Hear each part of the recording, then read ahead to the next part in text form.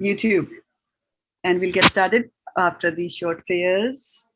Om Ajnanatimarandasya Jnananjana Shalakaya Chakshurunmitam Tasmai Sri Gurave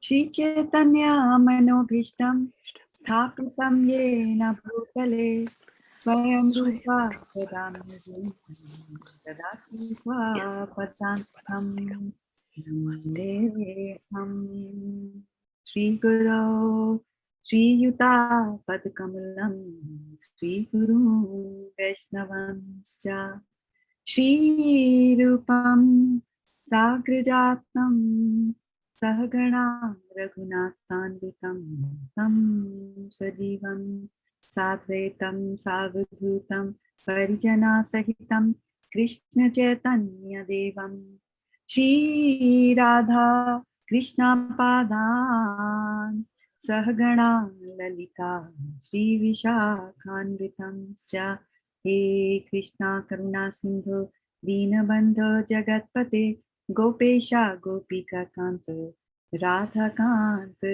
Namastute Tapta Kanchana Gorangi Radhe Vrindavaneshwari Vrishabhanu Sute Devi Pranamami Hari Priya Vancha Kalpatarubhyascha Kripa Sindhuvya Evacha Patitanam Pavanebhyo Vaishnavebhyo Namo Namaha Gaur Premanande Hari Hari Bo. Dandavat Pranams and welcome to the call. And it is so good to see Priyanka Mataji after a long, long time. Welcome back, Priyanka Mataji.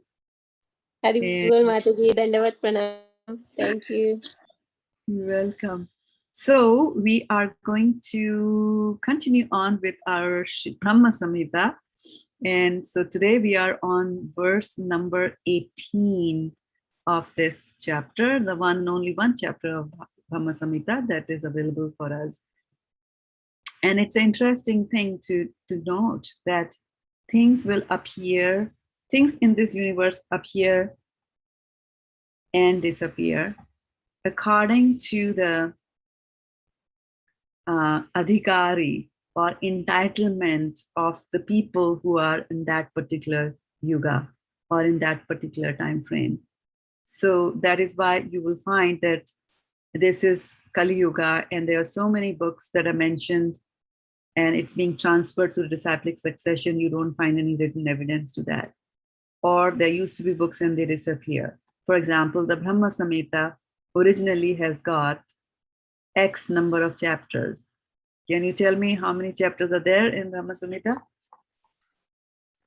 Are supposed to be there in Brahma Samhita? 100.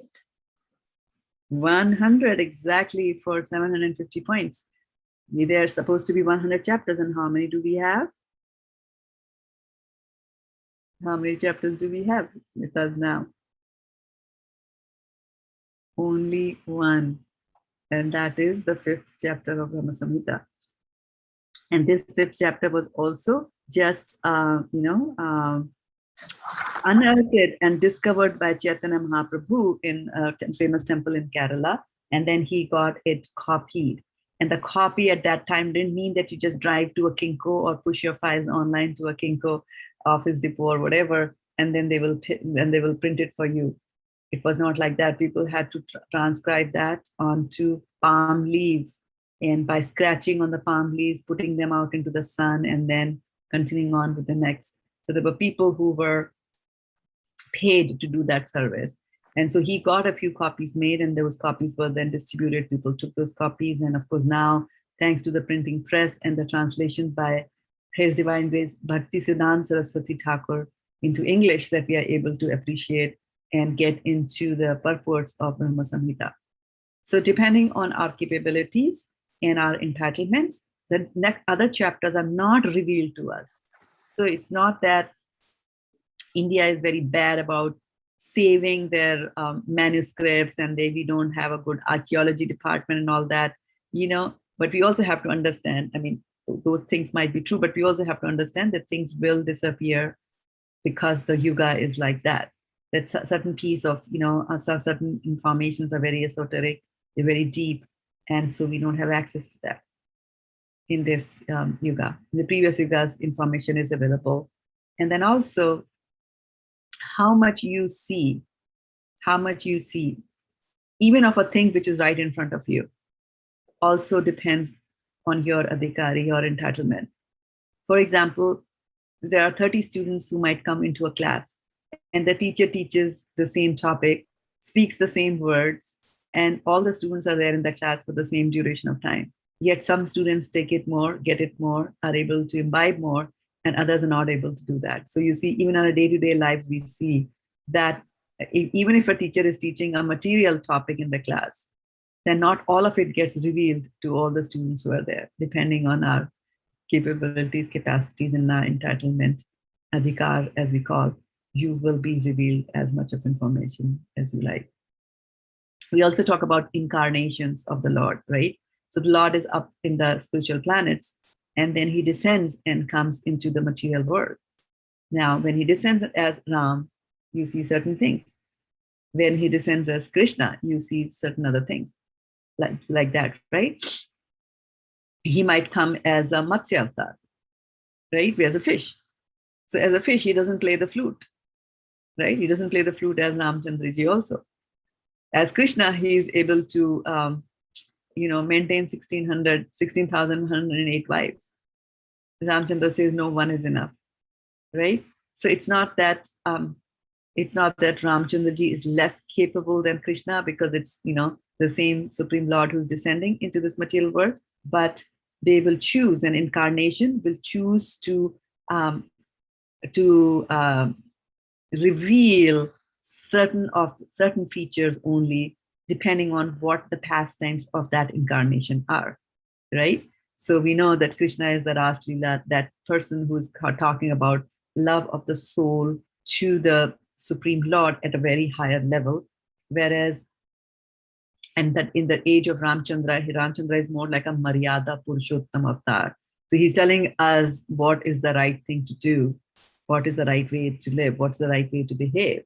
On the other hand, Krishna is stealing butter, right? So they're two very different avatars, and they're displaying different, aspects of the Lord. And so the Krishna in that avatar is actually saying that he is this, you have to understand that he is the Supreme Personality of Godhead, and he will do whatever he wants to do. We have to understand that, and we have to be at that level of surrender to take everything and digest it. Whereas in the times of Ramchandra, even a washerman could just, come and point fingers at Sita. And then Ramchandra had to abandon his wife because he was playing the role of a Maryada Purushottam, how a man is supposed to behave properly. So I wanted to mention this, that certain things are visible, not visible, disappear, available, not available. There's a whole lot of things that are going behind that, right? Even in this universe. And the Brahma Samhita is talking about this universe. It's Brahma Samhita, verses that Brahma has, recited. And Brahma is responsible for creation of this universe. And so this book will, talk about that. So in the beginning, it talks about, as we have been reading in the first few verses, it talks about the abode of Krishna first, right? Because we have to understand where we have come from. And of course, now here we are as temporary, guests in this material world. Hopefully we are a temporary guest.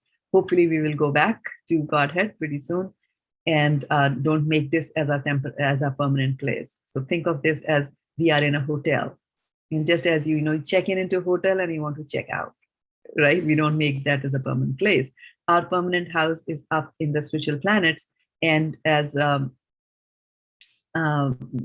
Prabhupada used to say that, if you build a house for Krishna over here, which is that you do any activities that help in building a temple here, then that activity will guarantee you a place up there in the spiritual planet. So, and it could be anything. It doesn't mean that technically to build a temple, you have to build the temple. that you have to go there and carry the stones and you have to do, things like that, right? Even if you're distributing books, especially these days, any books that you distribute, any Lakshmi that the temple gets from that, all the temples are giving a big, size of their earnings to build a temple of Vedic planetarium, which is going to be a first and a unique planetarium in the sense that when you go to different planetariums, like an ordinary planetarium that you go here, they will show you Capricorn, Sagittarius, and all those kind of things. But the Vedic planetarium actually urges you to look at the universe from the eyes of the Vedas, with the eyes and with the understanding, right? So there is something known as eyesight. And then there is something known as vision, right? So eyesight is that you point a telescope up in the sky and your eyesight is improved because you have a telescope in front of it. And so you point your telescope to the sky and you will see things. What are you going to see? You're going to see scintillations or shiny points up in the sky. So that's eyesight that everybody will see. But then vision is that you start seeing the Saptarishis over there, right? That is real vision. To understand what is happening in front of me, that is real vision, right? So not everybody has got the capacity or the capability or the adhikar to have that vision. So the real vision is obtained by doing devotional service. And this is also what Brahma did. Brahmaji did the exact same thing. He did tapa for 100 years. And then Krishna came and gave him the Chaturashloki Bhagavatam, through which he got that knowledge to be able to engage in the creation of this material universe there, right? And so also we see things. So vision is not just vision from the eyes. There is also a vision which comes from understanding things, right? For example, if I'm explaining something complicated to Varshana Mataji, and she gets it, she understands it. And so I'm telling her things step by step, and at every step she comes and says, I see, I see, I see. What is she seeing? I'm not showing her anything. What is she seeing? So when you understand and when your vision is clarified, that is also another type of seeing. And so you can look at the material world with your eyesight and see what all things are going on inside this material world. But just don't do anything about it, or don't even think anything about it. But the real vision will say, the real vision is when you look at the happenings in this material world, and then you ask the question, why is this happening? Why people around me are dying? Why people become old? Why people are born? Why is there disease? And then, of course, you'll ask the question that, now that I'm here, how do I get out of it? And then the real vision will be that you sharpen your eyesight and try to see beyond this material world and go beyond it, right? And even to do certain things superhuman in this material world, you need the divine grace. Without the divine grace, it is not possible to do any human task, or even any task for that matter, right? Not a blade of grass moves without the permission of the Lord. So we have to understand that, right? So our purpose is to constantly sharpen our vision. What do we see? What are we aiming to see out of this, right? So Brahma Samhita helps us in doing that. And once you get the right vision, you start seeing the things in the right perspective, then we'll be able to use our intelligence in the right way, right? And so last time I was talking about that we look at the material world eyes, so we understand that it's too complicated. There are too many, bandhans are there, too many, right? I do this thing and then it involved in something else. It's very complicated. Something else comes up and it's like it goes on and on and on and on, right? It's very, very complicated. And so you understand that, and then you say that, okay, now I want to get out of it. How do I get out of it? I need more superior intelligence. So one of the things I was talking last time was about that these are, why do I get into karma bandhan? First thing is that, why do I get into karma bandhan? It comes from us being mudhas. We don't understand who we are. We are failing the personality check itself first. The identity crisis is there. I don't even know who I am. And because we don't know who we are, so we end up in having relationships which are, temporary in nature, which are not even true relationships. And then in trying to maintain that relationships, we enter into doing activities, and one activity leads to karmic reaction, and that is called as karma bandhan. So these are bandhan, these are knots that tie us, and we need to cut the knots. And in order to cut the knot, we said that we need a sharp weapon. And one of the weapons was weapon of detachment. So how do you sharpen these weapons? You sharpen these weapons by coming to classes and listening to the shastras from various sources to do that, right? So there'll be different types of shastras, and each shastra will sharpen your weapon. It's like, how you keep on taking a knife and you rub it against a stone and it sharpens. So every class that you attend is like one stroke or maybe many, many strokes, depending on how much you take away from that, right?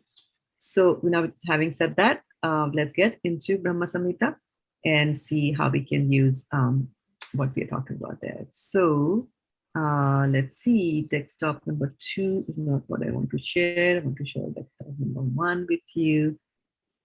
And let's see, I have Brahma Samhita. Can somebody confirm that they can see the Brahma Samhita here? Yes, Mataji. Okay, good. All right, so we had talked about the spiritual world, because we are going to talk about the material world in Brahma Samhita. Brahma is going to create the material world, but the spiritual world is also described because that's where our destination is. We also talked about the creation process, how Krishna casts his glance, Adya Shambhu, into the material nature, and how she gets impregnated with all the souls that are transferred via his glance. So that's how he starts the creation process, which is the original cause. So Krishna is the original cause. And then we also talked about how he creates Brahma and Vishnu and then Shiva from various parts of his body, right?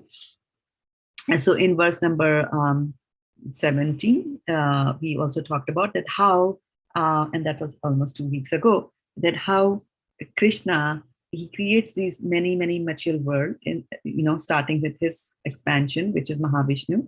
From the pores of his body, all these universes are created. And then Krishna enters each of these universes, almost like a mother following the child to school. And so he enters each of these universes as Garbhodakshai Vishnu, who's lying in the bottom part of every universe, right? So half of the universe is filled with water, and then there is Vishnu.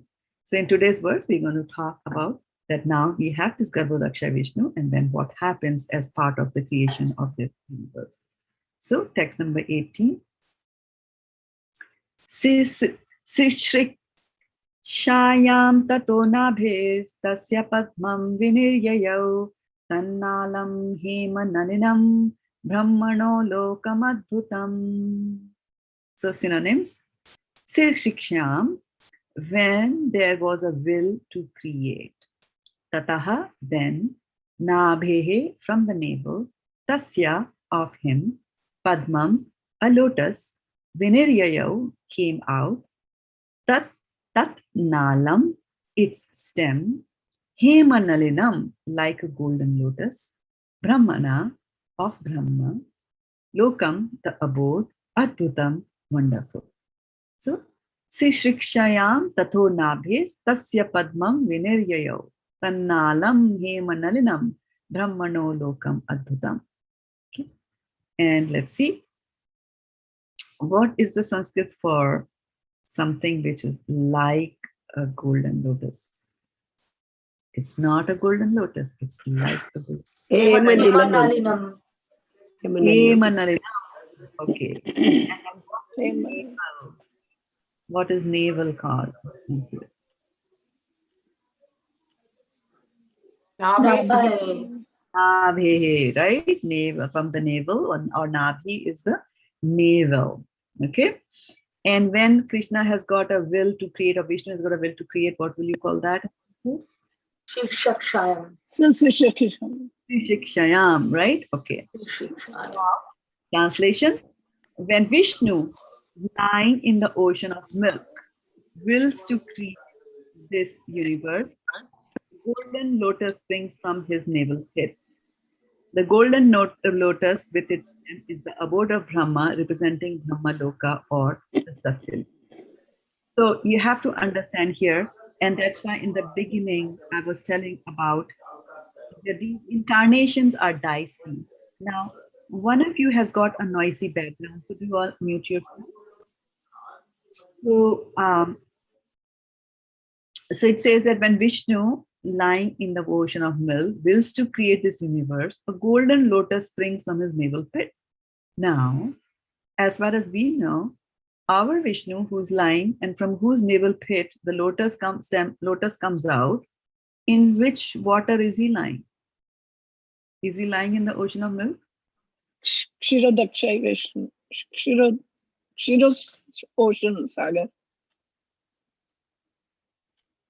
Shir Sagar. Milk ocean. The Vishnu who is lying in the bottom of a universe, from whose navel pit the on what water is he lying? Garbhodaksha. Right, so how do we understand this? From here, Bottom of the ocean. But here it's Garbha of the ocean. Here it's saying that Vishnu lying in the ocean of milk to create this universe, a golden lotus springs from his navel pit. Right? So this appears to be contradictory. Yes. Isn't it? We all have understood all this time that the universe is like an egg. Half of the universe is filled with water, which is known as Garbhodak. On that is lying the Garbhodaksha Vishnu. Garbh means to create. And so from his navel pit comes up this golden lotus stem. And on the end of it is a golden lotus. And that lotus is the abode of Brahma. And in the stem of that lotus are all the 14 planetary systems. We have always understood this till we are hit with this verse in Brahma Samhita, which seems to be now confusing us a lot, right? So understand this, that in the Shastras, sometimes you will find the same word because they are incarnations, so they don't distinguish between the various incarnations. So whether it's a Shirodaksha Vishnu, whether it's a Shirodaksha Vishnu lying in the ocean of milk, or whether it is Garbhodaksha Vishnu lying on the ocean of Garbhodak, it's just the Vishnu. So that's why they are, they are sometimes they are using the term as interchangeable here. Okay, so understand that part, right? And then what they're saying, so then whenever that will or the desire is there, a golden lotus springs from his navel pit. The golden lotus with its stem is abode of Brahma, representing Brahma Loka or Satyaloka. So there's a golden lotus and it has also got a stem, and on the is the abode of Brahma, representing Brahma Loka or Satyaloka. So now again, a couple of things come to mind here, right? One is that, okay, there's a golden lotus and there is a stem. And then all along we understood that and you saw that in pictures, that from the Garbhodaksha Vishnu is lying on Shesha, pressing his feet, and from his navel there's a golden lotus that is sprouting, and on top of that we saw Brahma sitting on top of it, right? And now here this verse is saying the golden lotus with its stem is the abode of Brahma. So we always understood that on the top there is the lotus where Brahma lives, and in the stem part of it were the 14 planetary systems. So how come this becomes the abode of Brahma? Right? The golden lotus with the stem is the abode of Brahma, representing Brahma Loka or Satyaloka. Right? And then we go there. Let's read the purport to see what's there for us. Now there's nothing for us to know from the purport because it's a short purport, right? Gold here means the dim reflection of pure cognition. Very, very important thing to understand. All along we are imagining there's a lotus, it's golden, right? So these are ways that people will tell to explain things to us. And that is why we need our acharyas who are clarifying this thing. And so gold here means the dim reflection of pure cognition. So first we have to understand pure cognition, pure understanding, purity. What is pure? when things are spiritual, then they are pure. And anything which is a reflection of the spiritual is material. Now, a few days ago, I had sent you a picture on our WhatsApp group, right? It had a tree. Do you remember? When I was asking you which verse from Bhagavad Gita it is, and quite a few of you quoted the verse, and which is very good, right? So that is where we are, right? So we know that the material world is a reflection. So we understand that part, that it is a reflection, and it is a dim reflection, right? It's not only a reflection, which means it's not the same as the original. It's also dim. It's not exactly.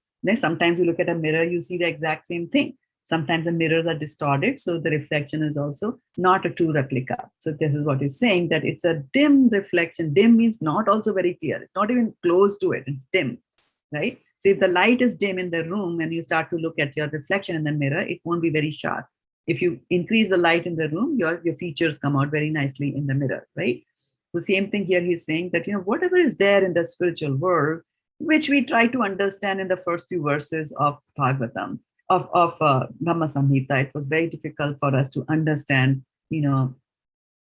quadrangular places like, triangles with 4 right angles and things like that. So very difficult for us to understand with the limited. So again, here also he's saying that, this material world is all just a dim reflection of pure cognition, right? So now let's take all these things one by one and see that how we can do and understand things here, right?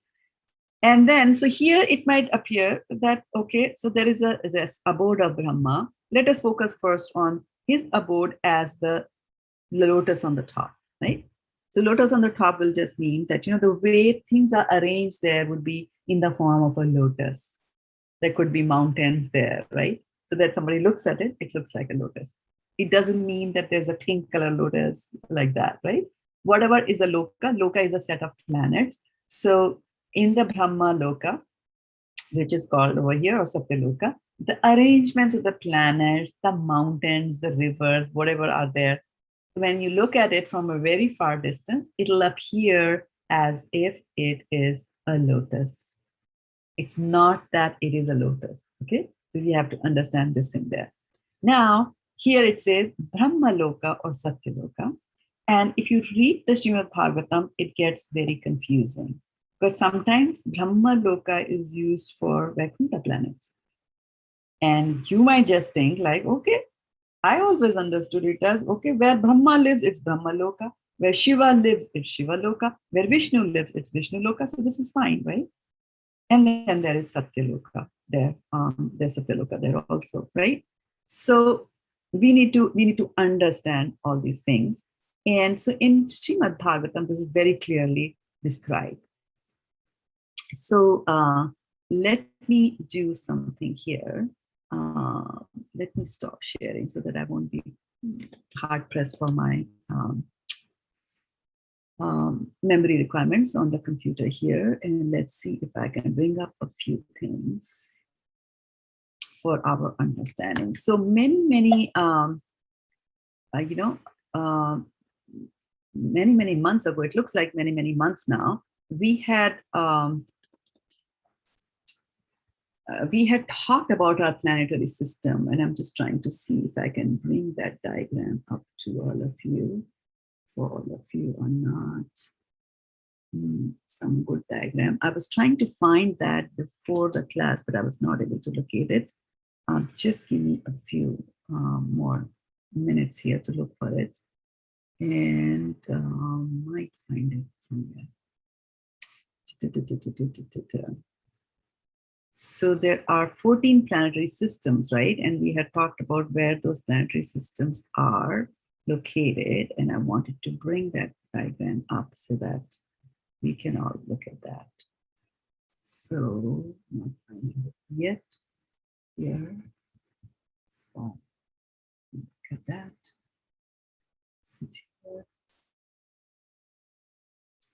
Does anybody remember the names of the 14 lokas? Yes or no? You want to give it Yes, a try? Mother. Bhuvar, Bhuvaha, Subaha, Sat. Well, you got them. You got the facts slightly mixed up. So these 14 planetary systems are actually divided into 3 parts, right? There are lower planetary systems, there are middle planetary systems, and upper planetary systems, like that, right?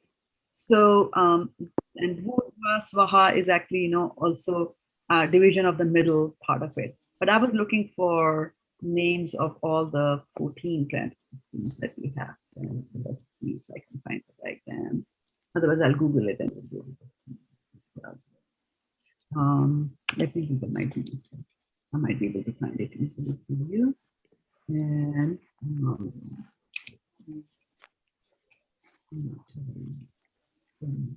Mataji, that Tapoloka, Janaloka, Mahaloka, yes, exactly. That's the name I was looking for. So give me. Give it a Dhruvaloka, and then Shuraloka, Bhuvatloka, Bhutloka, and then Atalaloka, Vitaloka, Atala Vitala Pata. No, Mahatala. Mataji. After Vitala, that will be Shutala, and then Mahatal, Talatal, Rashatal, Patal. Very good. Okay, so let's get back to our Zoom call here, and let me share my screen again with you. Here, doing desktop number 2, and tell me what you see there. Do you see a blank page? No, yeah, no page. Let's see, where did that go? Didn't go. Hold on. Where did that go? Where did that go? Let's see. Got those. Sorry. Okay, got the diagram. I got the picture here, what I was looking for. And let me grab it and put it on the screen. I got a nice picture, and I think I had shared that picture with all of you before. Also. Yes, Mataji, Yes, it is Mataji. still, it is there on the Bhakti What's that? Vriksha. Bhakti Vriksha, very good. Okay, Yeah. I find a very tough time trying to go back on my Bhakti Vriksha and find old documents because of my system problems that I'm facing here. But I found it elsewhere, so I'm just going to start sharing that here with you. And here, do you see that? Yeah. Yes, Yes, Mataji. Mataji. Yes, Mataji. Same we have, Mataji. I had shared with you, right? Yeah. So we have Satyaloka, we have Rasatal, Talatal, Mahatal, Sutal, Vital, Atal, right? Like this. And then we have Bhuvar Swaha, which Vindhyavali Mataji is saying. And then this is Dhruv Loka. Then we have Mahatal, Janaloka, Tapaloka, Satyaloka. And within parenthesis, it is said that it is Brahma Loka. Okay, like that, right? So if we go back to our, and that is what it is saying, that it is representing Brahma Loka or Satyaloka. But one thing for us to keep in mind is that the abode of Brahma, which is our, the topmost planetary system over here. And here you can see this is the Ganges, as it falls down like that. So this is Satyaloka is the real name for this, right? And so now when people, and I had talked to you about that there are different ways in which people will get attracted to the Lord, right? And Lord is always trying to attract people to himself. And the reason is that when you're attracted to him, then you'll want to go back. Otherwise, you will not want to go back. The Maya is very strong here, right? So different people are at different levels of spiritual advancement. So for some, you ask them to sit down and you tell them whole about, Putana was 6 miles tall, and they won't even blink an eyelid. They will agree with you. But then there could be others who are at a different level of understanding, and they will question it, and they will laugh, and they'll say it's a fairy tale and things like that, right? So not Krishna consciousness is not everybody's cup of tea. So you have to explain all those things to them in the right manner, right perspective, using the right examples, slowly draw them towards, and draw them towards Krishna, but let them take their own steps. And this is what we are reading in the 3rd chapter of Bhagavad Gita also, that Krishna is saying that people ahankara vimuratma karta hamiti manyate, right?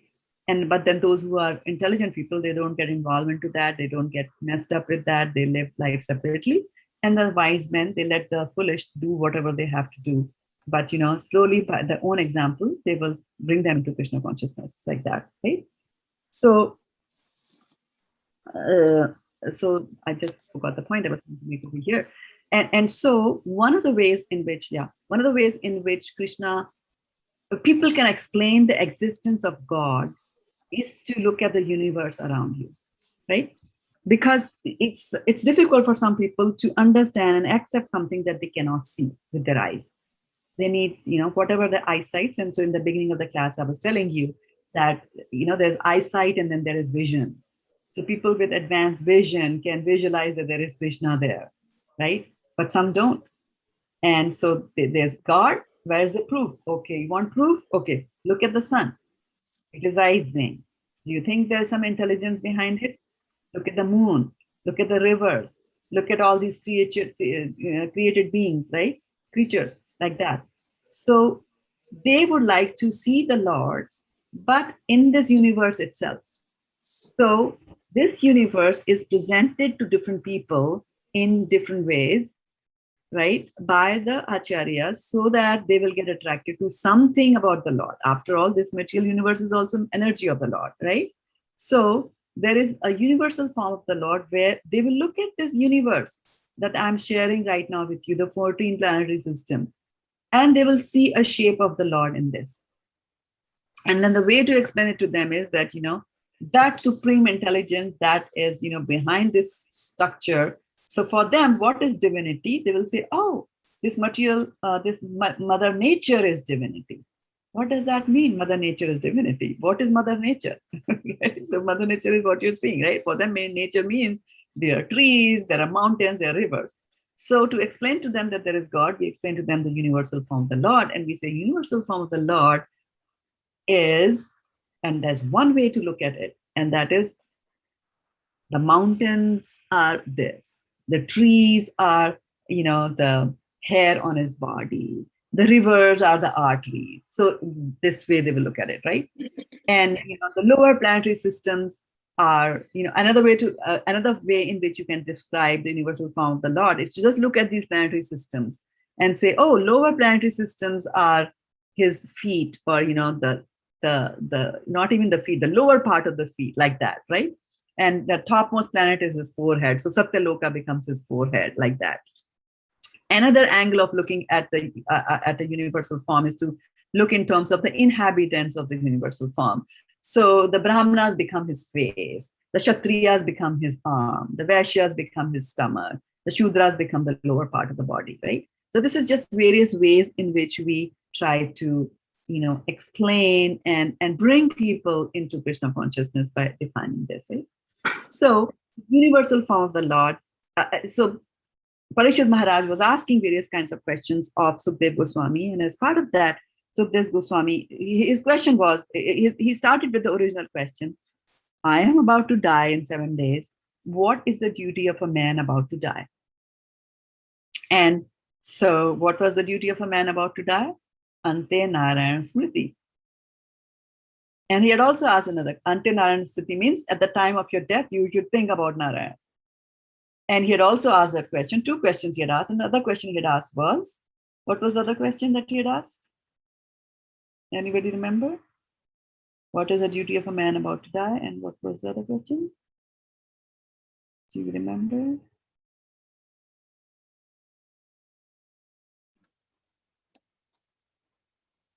The other question he asked was, what is the duty of a man while he is alive? Right? What are you supposed to do when you're alive? And what are you supposed to do when you're dead? So that sum total covers your whole life, right? What am I supposed to do alive or dead? Right? So while alive, it was said, Shraddha-devi Dasi. You should listen to Krishna Katha and you should also speak Krishna Katha. So Shraddha-devi, listen, and Kirtitasya, you glorify the Lord. Both of the things you're supposed to do, right? So Shraddha-devi Kirtitasya during your life and then at the time of death. So then his question was that, okay, then how am I supposed to know that there is God? And so then Sukdev Goswami explains there are several steps in God realization. And he says that the first step is to realize God within this universe itself. Look at the universe and realize God by looking at the universe. Now, somebody might ask that we all know that Parikshit Maharaj is a devotee of the Lord. Why is Shukdev Goswami explaining to him the universal form of the Lord? Look at the Lord in this universe. The first step in Godization is to look at the nature and find God in it. The reason is that, you remember, Parikshit Maharaj is sitting on the bank of the Ganges. It's a huge affair. The emperor of the entire world is about to die in 7 days. He has given up all his clothes and all his jewelry and all his paraphernalia. He's sitting with a gamcha there. And he's asking this question, what am I supposed to do? I have 7 days left. So people from all over the world had come there and assembled there to watch this phenomena, which means that there was a variety of people in the audience. So Shukdev Goswami is speaking the Srimad Bhagavatam, not just to Parikshit Maharaj, but to everybody in the audience. And he thinks that if I just tell him from the beginning, if I just start saying that, chant the holy names of the Lord, because, if you have chanted, then this means you have studied the Vedas, you've done all those things. It might be a little too heavy for people to digest. So he starts with the first step of realization because he knows that there are impersonalists in the audience. So he starts describing the universal form of the Lord. And in that you will find a reference to Satyaloka and Brahma Loka. Okay? Because sometimes you will find, the terms being used for different things as well. So, Grivayam Janalokasya Tapalokaha Sanadvayat Murdabhi Satyalokastu Brahma Lokaha Sanatanaha. So now using all these various parts of the universe, they are creating the body of the Lord. So this is from the second canto, which talks about the cosmic manifestation. And the chapter is chapter number 5. Okay. And verse is verse number 39. And so what does it say? It says, from the forefront of the chest up to the neck of the universal form. So from the chest that you see all the way up the neck are situated the planetary systems known as Janaloka and Tapaloka, right? So you already saw the 14 planetary systems. So the Janaloka and Tapaloka are there. So those make up the chest and the neck of the universal form of the Lord. Whereas Satyaloka, the topmost planetary system, which is where Brahma is, which is shaped like a lotus, the topmost planetary system is situated on the head of the universal form of the Lord. And then it says, the spiritual planets, however, are eternal. Right? Sanatanaha means eternal. Brahma Loka means spiritual planet. So now we are confused because here they are saying Satyaloka is the Satyaloka planetary system, but for Brahma Loka, they're saying it's a spiritual planet. So you're confused because here in the Brahma Samhita, it says, in the abode of Brahma representing Brahma Loka or Satyaloka, how do I understand that? There's Brahma Loka here being mentioned in Brahma Samhita. There's Brahma Loka mentioned here, and there you are saying that the Brahma Loka or the spiritual planets are eternal. Brahma Loka, you're saying, are spiritual planets. And here you're saying it's a material planet. How do I get that, right? So to understand that, let's turn to Srila Prabhupada and see what he's telling us in the purport of this verse. He says, many times in these pages, we have discussed the spiritual planets situated beyond the material sky, right? So how were we visualizing that? And let me just bring up in the picture of Mahavishnu. That might be easy for us. Mahavishnu won't come like that. And image, orchestra. Look at that. This is how Maya suggests things to you, right? And this is our Mahavishnu we are looking for. Let it come up. Here, right? So this is the Mahavishnu that we know, and who's lying in the causal ocean. A causal ocean is Karanodaksha. And so he's called the Karanodaksha Vishnu. And where did we lose him? Okay, this one. And so here, from the pores of his body, you can see these are the various universal universes that are coming out. This is Krishna in the spiritual planet.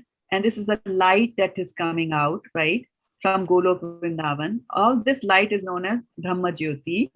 And all the other spiritual planets, or Vaikuntha as we call, they are floating in this Brahma Jyoti, right? So we understand that. So spiritual planets are over here and material planets are inside each one of these universes. So they are poles apart, they're world apart, they're different, right? But the term overused in our Brahma Samhita seemed to be, confusing.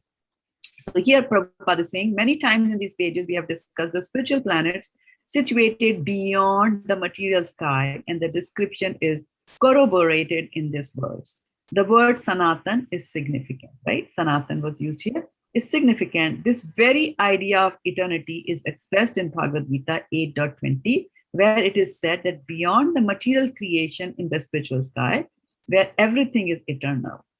Sometimes Satyaloka, the planet in which Brahma resides, is also called Brahma Loka. But the Brahma Loka mentioned here is not the same as the Satyaloka planetary system. This Brahma Loka is eternal when you are describing the form, right? Whereas Satyaloka planetary system is not eternal. Ultimately, remember, Brahma also dies. And to distinguish between the two, the adjective Sanatan has been used in this case. According to Srila Jiva Goswami, this Brahma Loka is a lok or abode of Brahman, not Brahma. Brahman, or the Supreme Lord. Because Brahman, the word Brahman always means spiritual. Brahmeti Paramatmeti Bhagwaniti Shabdate. Brahman word stands for spiritual things. So Brahma Loka is the lok or abode of Brahman, or the Supreme Lord. In the spiritual sky, all the planets are as good as the Lord himself. And why they are saying that there's no difference between Lord and Lord's planet? Because in the spiritual planets, the concept of duality is not there. Like, this world is full of dualities. There's dichotomy everywhere. There is good, there is bad. There is red, there is white. There is black, there is white. There is hot, there is cold. There's love, there is hate, right? So there's dual for everything here. But in the spiritual world, everything is absolute. There's no difference between one and another. So very difficult for us to understand, because we belong to the world of duality. Very difficult for us to understand that in the spiritual world, hate is the same as love. Very, very difficult to understand that, right? But he's saying that according to Jiva Loka, this Brahma Loka is a lok or abode of Brahman, or the Supreme Lord. In the spiritual sky, all the planets are as good as the Lord himself, because there's no difference between the Lord and his planet. No difference between the Lord and his clothes. The Lord is all spirit, which means that there is no such thing as there is a jiva and then there is a body, gross body. It's not like that. The Lord is completely made up of spiritual essence. And his name, fame, glories, qualities, pastimes, etc. are all non-different from him, because he is absolute. As such, the planets in the kingdom of God are also non-different from him. In those planets, there is no difference between the body and the soul, nor is there, because right now here there is a big difference between the body and the soul, because the body is material and the soul is spiritual. But in the spiritual world, we get a spiritual body, so there's no difference between the body and the soul in that sense. Nor is there any influence of time as we experience in the material world. So my question to you is that, here it says, nor is there any influence of time as we experience in this material world. So how do you experience the influence of time in this material world?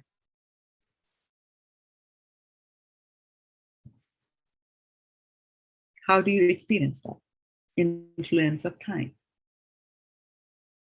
Think about it.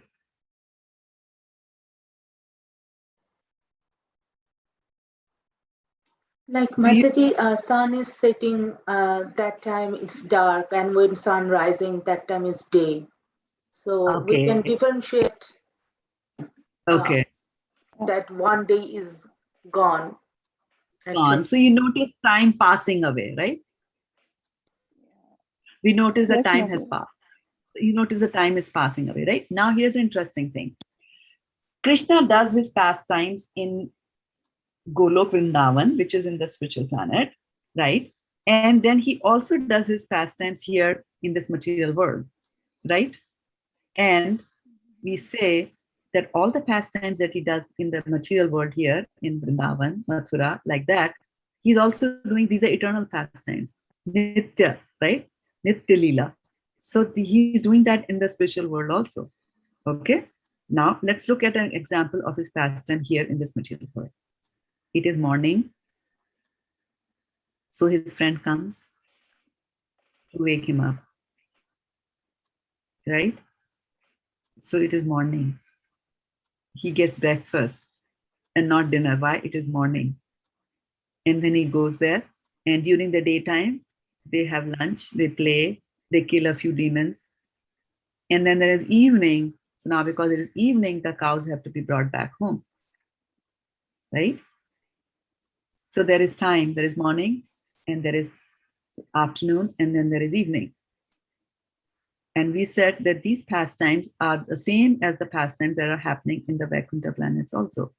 In Golok Vrindavan, this means that in Golok Vrindavan also, there is morning, there is afternoon, and there is evening. Right? Because when it's evening, Krishna has to come back home, right? When it is morning, he has to get up, he has to do that Leela. So this means there is time there also. So what does it mean here in our verse? When he's saying, now let's go back and look at our verse a little bit more scrutinizingly, right? And see what does that mean? So back again to this, here says, and in addition to there being no influence, okay, here. In those planets, there's no difference between the body and the soul, nor is there any influence of time as we experience in this material world. So now let's go back and see, what is the other way in which you experience time? Other than the fact that time passed away, what other effects do you see of time? How else do you see time here in this material world?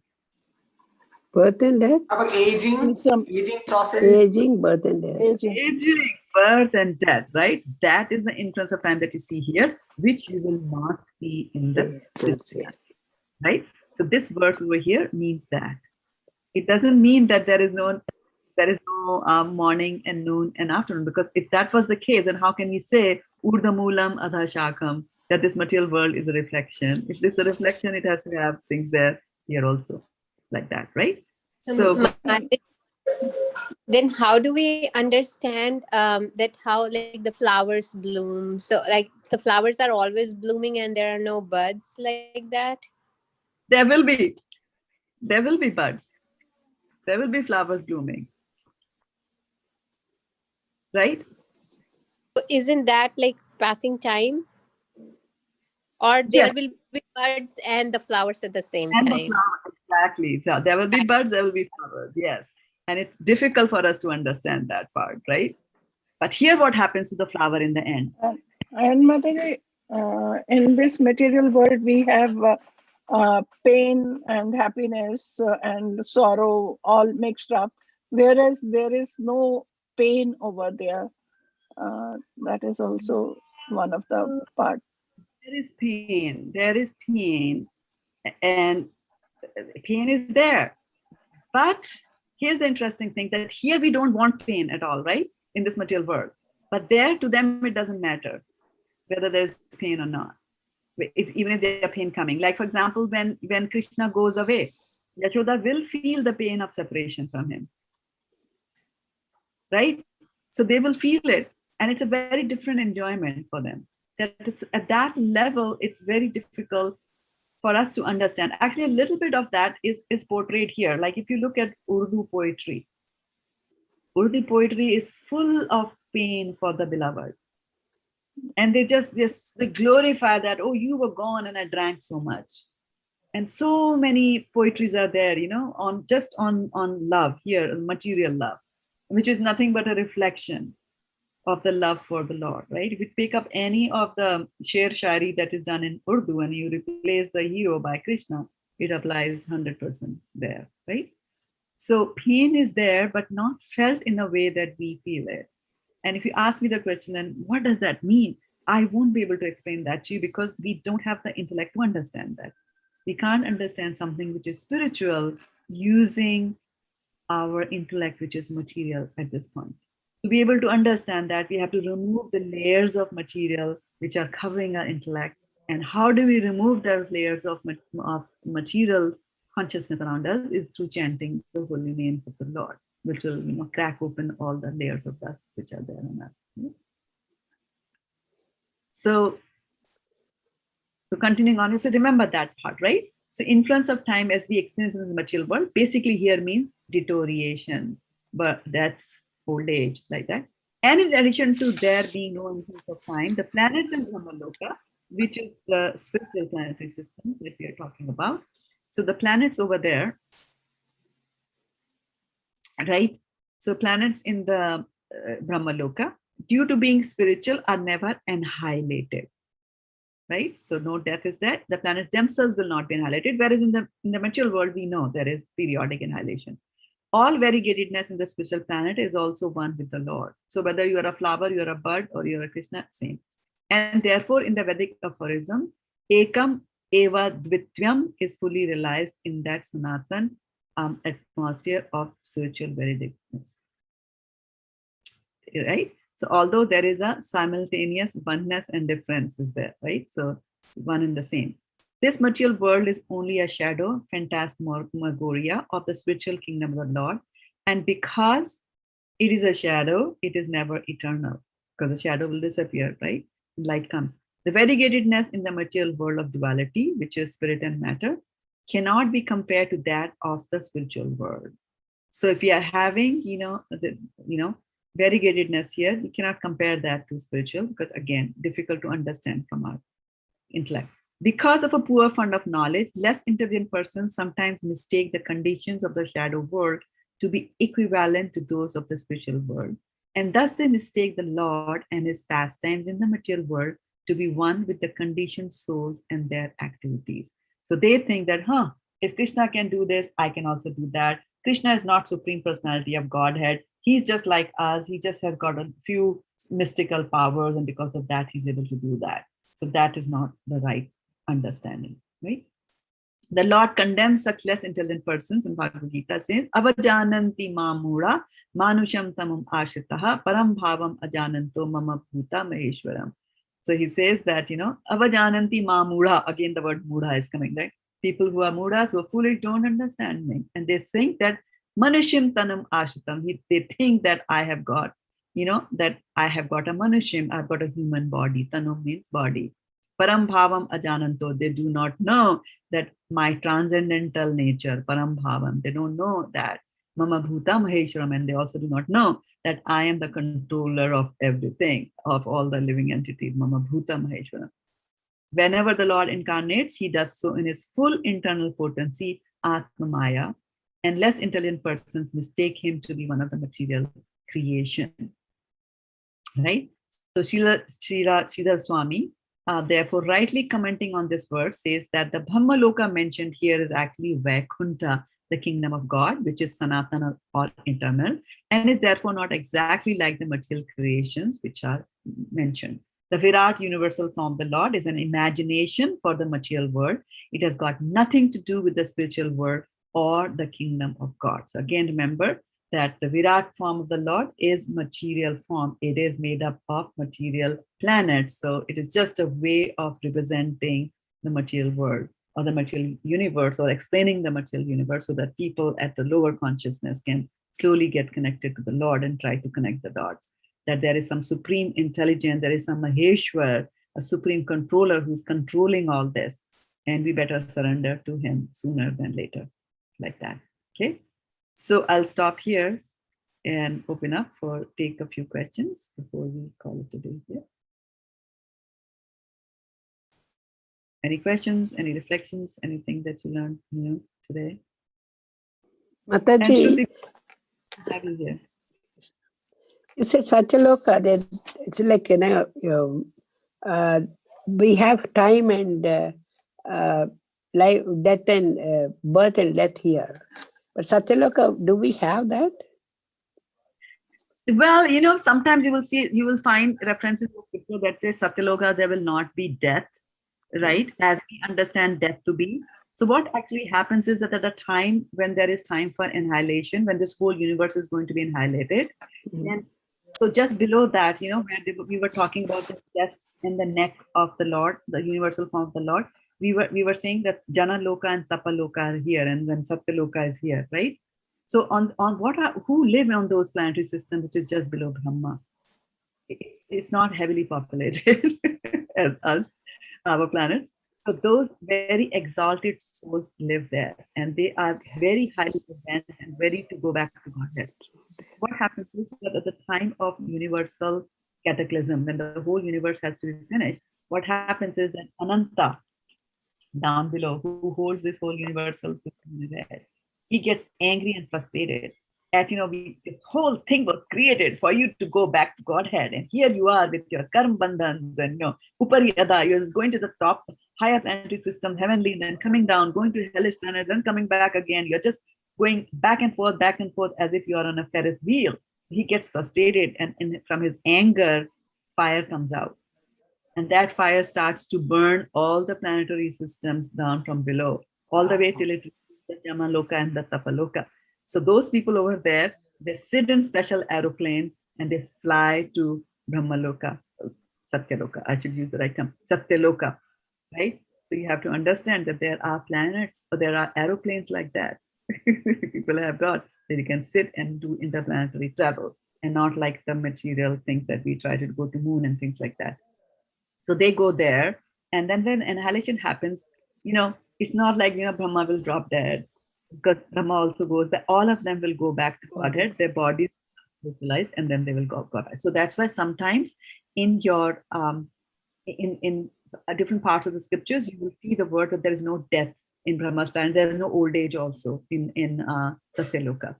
So you see the ISKCON's representation of Brahma. You see on Brahma Samhita, there's picture of Brahma, right? And let's look at Brahma here. Let's look at some pictures of Brahma. And one more thing, is there any chance of making mistakes there and coming down to these lokas? You can always make a mistake. Right? You look at these traditional pictures that all of us kind of grew up, right? Yeah, that's why as you are advanced in your spiritual services, you always see, right, like that, right? So you see Brahma over here is represented by as a Buddha Agni, right? He's can't there. see much. Can't see. Oh, I'm not sharing. Okay, let me just start sharing. Okay, here sharing is caring. So share the screen. Okay. Here, you see Brahma? Here. Can you see it now? Yes, Mataji, we can see. Right? White beard, right? But if you look at Brahma, let's look at Brahma Samhita. Yes. Right, and images. Look at the Brahma here. And nowhere in any of the ISKCON literature will you ever see a picture of Brahma who is old. Right? This is Brahma, a beautiful black hair, 4 faces, that's fine, right? He has a book in his hand. He's sitting in his abode, which is shaped like a lotus, like that. Right? Krishna is granting him the Gayatri. So he's not like that.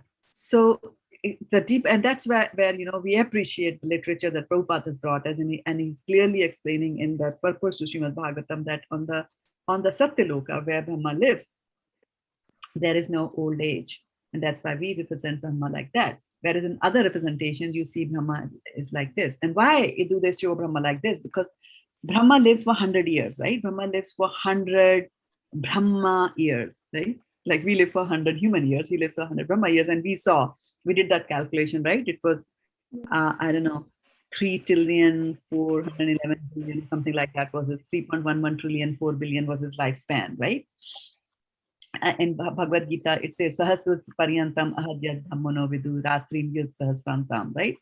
So 1,000 cycles of yoga combined make his one day, and similar is his night, right? So 2,000 cycles of yoga, they make his one day, and then there are 30 days in a month. He lives for 12 months in a year, and then he lives for 100 such years. So it's a very long time. So right now, 50 of his years have passed. This current Brahma that we are in our universe, 50 years have passed. So he's sort of got into the old side, right? So they show him like that, just to depict that. Otherwise, Brahma himself doesn't grow old, right? And one last point I also wanted to bring up was that you remember it said that this lotus stem and this lotus, right, and the stem is the abode of Brahma. That's what it said, right? And I was saying that if this is the abode of Brahma, why are you saying this is the abode of Brahma? The Brahma lives here also, right? So Brahma does come into the other planetary systems also. And abode means where he stays. And the reason is that he comes there as his official residence. So, you know, sometimes engineers are given a place to reside. So they might have a home, their nice home, a bungalow in their native place, but they are on tours. So everywhere they go, they are given a place to live, right? So Brahma also comes and stays in different planetary systems because he has work to do. For example, I had shown you a long time ago about our Bhumandala, our middle planetary system. And I'd said that there is a mountain of gold right in the middle of it. This is called Mount Sumeru, right? Very, very tall mountain. We can't see it because we don't have the adhikar to see it. But on top of this mountain, which is in our planetary system, right? Brahma comes and he has his offices over there. Indra also has his office over there. So that is why they are saying that Brahma is there in the lotus as well as there. He's there on the top of lotus stem as well as he's on the top in the lotus also. Sutapa. Yes, Matari. We all the time we are telling that our listening we have to go back to Godhead. But when we die, that our body lives here, means we just leave the body, so our soul is going. So the soul is going, or if we can go back to Godhead, then before that we'll get another body in the spiritual world. Yes. Yes, and actually, what happened? It's a very interesting. It's a very interesting pastime, which comes in fourth canto of Srimad Bhagavatam, where Dhruva Maharaj's pastime is described. Right. So Dhruva, we know, was a young boy, stepmother. The whole story. He goes 6 months. He does extreme of austerity, and he's able to see God. Right, Krishna Garbha, in the form of Krishna Garbha, the Lord comes. Right, and Dhruva had wanted a kingdom better than his grandfather, which was Brahma. So now we see Brahma is on the topmost of the universe. And what can be better than that? And he wanted something better than that. And the Lord ultimately gives him that.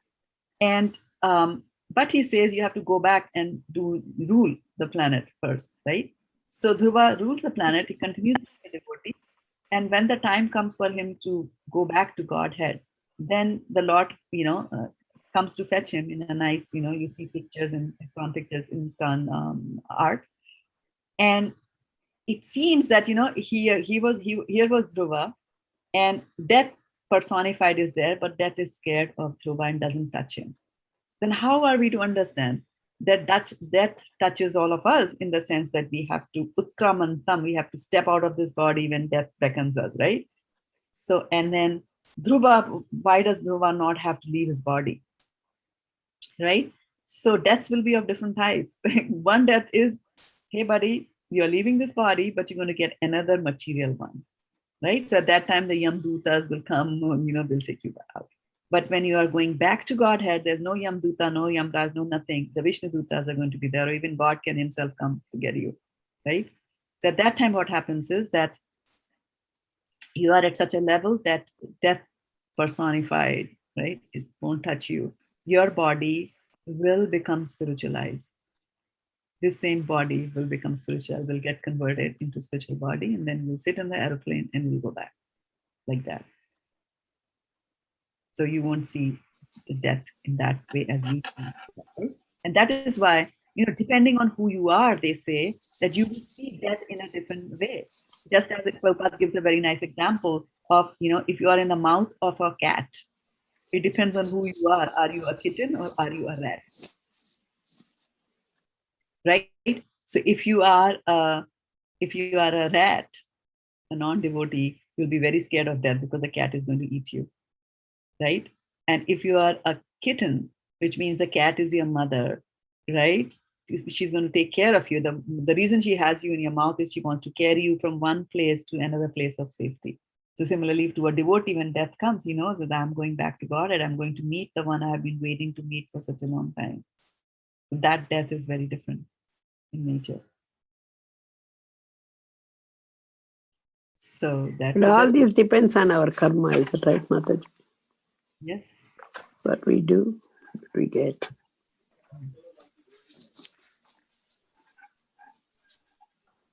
Okay, so Thank you. One line purports. Whenever there are one line purports, you have to dig around a little bit more to see what they are actually trying to say.